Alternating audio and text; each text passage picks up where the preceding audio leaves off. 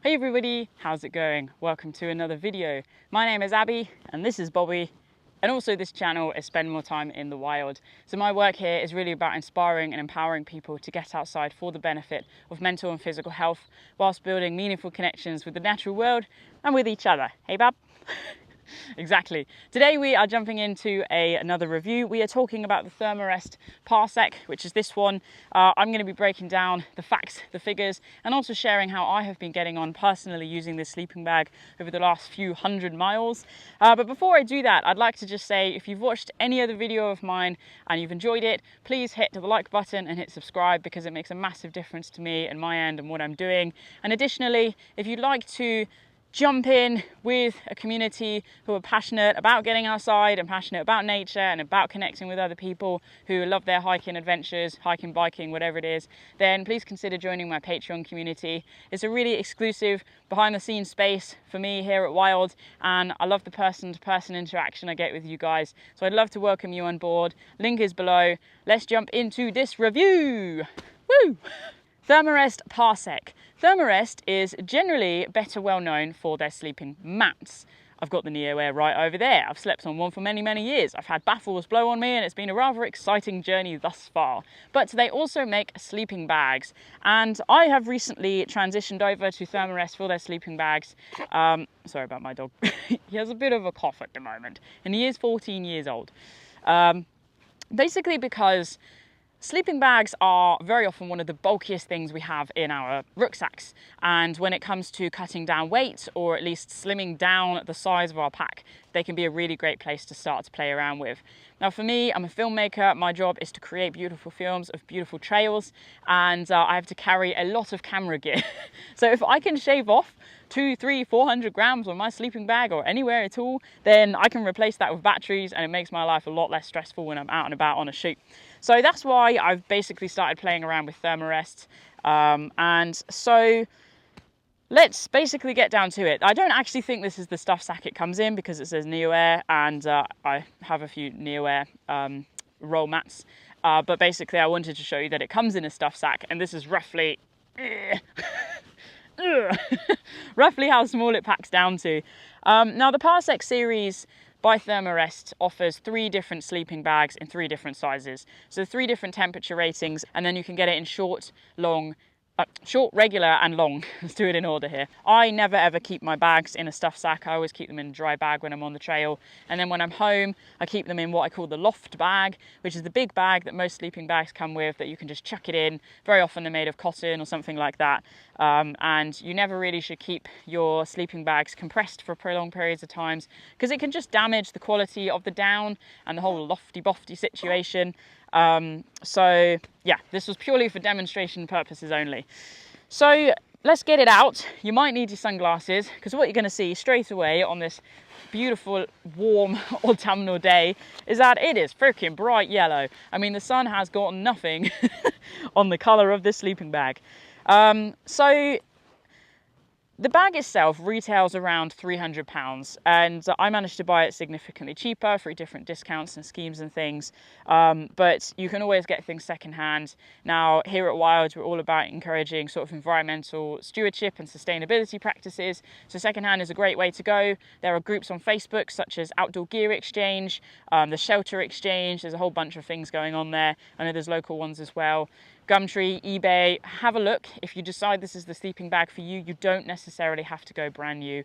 And many sleeping bag manufacturers have a washing scheme. So if you're super paranoid, send it off to them, they'll wash it, shooby-dooby-doo, you've got a brand new sleeping bag. That's good to go. Now, whilst I'm being completely dazzled, what makes a sleeping bag worth 300 quid? I mean, it's a great question, because, you know, you go into an outdoor store and you see bags, they're all hanging up, you know, nice and colourful. Some of them feel soft, some of them feel rougher, some of them are lighter to carry, some of them have smaller and bigger pack sizes. But, you know, really there's a lot of work that goes into constructing a sleeping bag that is going to keep you warm and protected when you're out and about on adventures. That's going to help prolong the life and the quality of the bag. And then there's other things such as environmental consideration and animal welfare, particularly when it comes to down products, that all go into the research and investigation in order to develop a good quality sleeping bag. And Thermarest have definitely not cut corners. So that is why you end up with a £300 price tag. So let's dig into some of the outside features, and then we'll sort of discuss the more intricate things that they've built into this system. The bright yellow that you're seeing, this outer fabric and the inner as well, are made of 100% recycled nylon. Now the outer has a denier weave of 20, so it's a 20 denier ripstop nylon. Essentially, the denier is just a really quick rundown, is a word that's used for the density of the weave. The higher that number, the denser the weaves, the less likely it is that that piece of fabric is going to snag, cut, tear, anything like that. So classic waterproof jackets are around 70 to 100 denier. So are the bottom of tents, because you know they're against or at risk of snagging against rocks and brambles, whereas this sleeping bag being 20 denier, essentially it shouldn't really be coming in contact with anything that's rough. If you're bivvying, you're going to have it in a bivvy bag, so that's why they've kept that nice and low. And of course we're going to be inside of the product, so it needs to be breathable, because again, that generally speaking, the higher the density of the weave, the less breathable the product is. So that's one part of that. The other thing I said there is 100% recycled. So this fabric meets the global recycled standard. So it's a certificate, it's a voluntary certificate that companies can jump into. And essentially what it means is that fabrics aren't wasted, things are recycled, things are reused. It ensures fair working conditions for the people who are essentially working with the fabrics across the world. And I just think it's fantastic, because no company has to do that, but Thermarest have decided to do that. So that's the basics of the fabric. And then the down within the sleeping bag, it's got 800 fill power down. It is RDS certified. That ensures that the down has come, generally speaking, as a waste product from the meat industry, and the animals are treated humanely throughout the entire process of the down being sourced from animal to sleeping bag or jacket or whatever it is. So RDS is definitely something to be looking out for if you're looking to source a down product. Now, we talked earlier about the technology, the research that goes into building a good quality sleeping bag, and Thermarest have been very clever here. So they've baffled, that's what they call it, the down in particular baffles. So essentially the down isn't all going to end up at the toes or at the head or yada yada yada. It's going to stay contained in its particular baffle, which helps to maintain the loft and the warmth ratio. But they've also been clever in a sense that generally speaking, you're sleeping on a sleeping mat, so you need the most protection on top of you and less on the bottom. So there is 60% of the down on top and 40% of the down underneath. So that's, again, it's very clever. They've really worked this out to ensure that we maximize the retention of body heat and comfort when we're using this bag.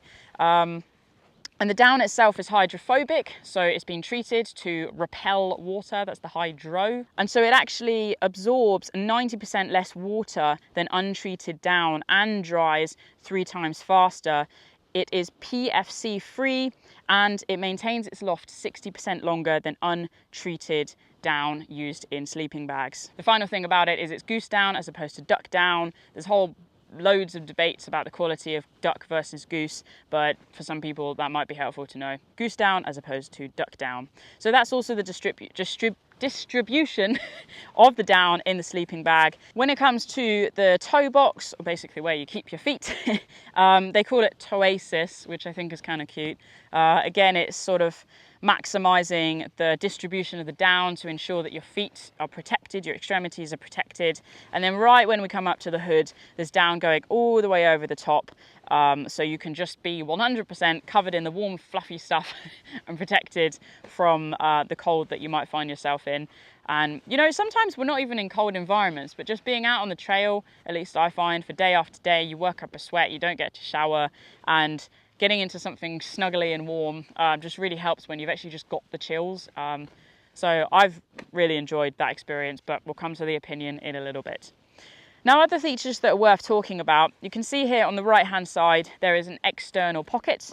So can I fit my phone in that? Let's do an on-the-spot test. Easily fit my phone in that. In fact, I would hasten to add you could fit a bridge camera in that. The external is kind of helpful because it keeps things close to you, but I don't find it too necessary for my uses, in a sense that generally the thing I need to keep inside the sleeping bag and close to my body are camera batteries to reduce the likelihood of them draining as they get cold in the night. So that's there anyway. Then we have a a draw cord that goes around the face or the top of the hood, so you can pull that nice and tight around your face. And there's another one. Oh no, there isn't another one on this one. I forget. There's just the one, but they have built in a baffle that goes around the shoulders. So essentially when you're in the sleeping bag, it's just really quite impossible for the air to get in. You can properly lock yourself in there and reduce the draft, shall we say. Now you saw me fiddling with the zip there. This is a YKK anti-snag zip. YKK is just very reputable. See, even the bee thinks it's a, ooh, nice flower. You're a big bumblebee. Hi. Wow, that's a very big bumblebee. Okay, no pollen here. YKK, again, standard zip sort of used within the industry, very high quality, long lasting. And the anti-snag is just a kind of new creation that many sleeping bag manufacturers are using, because everybody complains that their sleeping bag always gets stuck on the fabric. So really like that they've done that. And it goes pretty much all the way down, 3/4 length. And then you've got a bottom zip as well, so you can open it up from the bottom. There's a dog over there having a good time from the sounds of it. There's a little clasp at the top as well, so you can properly lock yourself in. And that's pretty much it for the front features. If we flip this thing over, kapow, this is where we get to the interesting stuff. Okay, so the reason why I call this interesting is because this is not something you get on every sleeping bag out there. This is a Thermarest specific design. So these straps here are what they call synergy connectors. And essentially they're designed so that they are compatible with a Thermarest sleeping mat. So you thread them over the mat and basically it stops you slipping off. Now for me, I don't find slipping off a sleeping mat really a problem, so I actually take them off. But I think they're a cool little idea, and it just sort of maximizes or minimizes the number of complaints they might get that their sleeping bag and sleeping mats are slippy. And some people say they're so crinkly, but I don't understand that problem. Anyway, that's that. And then finally, we've got these little loops all the way along. There's sort of 1, 2, 3, 4, 5, 6, 7 loops. And those are designed to be compatible with the sleeping bag or Thermarest quilts and blankets, so that you can stay snug as a bug. If you find you're actually out in cooler temperature, then your sleeping bag is rated to, which again is another nice feature. Obviously they're tiny little loops, so they don't add a lot to the overall weight of the sleeping bag, but it's well thought through, shall we say. So with all the facts and figures out there, how have I got on with this sleeping bag? Well, to put it very bluntly, it's been fine.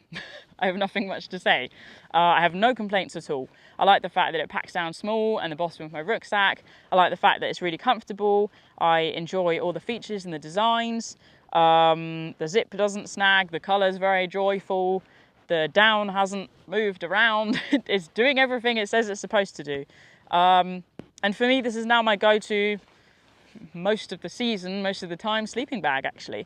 I'm playing around with things without the hood at the moment, but I like the hood because I tuck my little pillow in there and I like to trap myself in a little bubble and cocoon. But yeah, it's been a really, really good experience. The fabric doesn't absorb moisture if I find myself in a tent full of condensation. And I suppose the only thing I'd say is sometimes it's a bit too warm, but that's really not a problem because you just unzip it. So there's not a lot for me to add there opinion-wise. I think if you are looking for a guilt-free purchase, sort of in the environmental side, then this is definitely a fantastic option. That's one of the reasons why I went for it over other brands, because of the environmental standards that this sleeping bag maintains. And yeah, worth playing around with. So my general advice, if you like the sleeping bag, is to try one before you buy one. Make sure you fit, make sure you've got the right length. Buy something that's actually going to fit the seasons and places you're going to be out and about in. And that's why for me this mid-range one is perfect. And overall, I just really want to say I hope this has been helpful. I hope you've enjoyed this video. I hope you've learned things from this video. And I look forward to seeing you guys on the trail. I run wild walks every month across the UK. You can actually come and hike with me. Bring your sleeping bag. Let me know how you've got on. And if you've got one at the moment, pop it in the comments and share your experience, because I'd love to hear from you. So guys, thank you for watching. Appreciate your time. Loving the company. And until next time, stay wild. See you soon.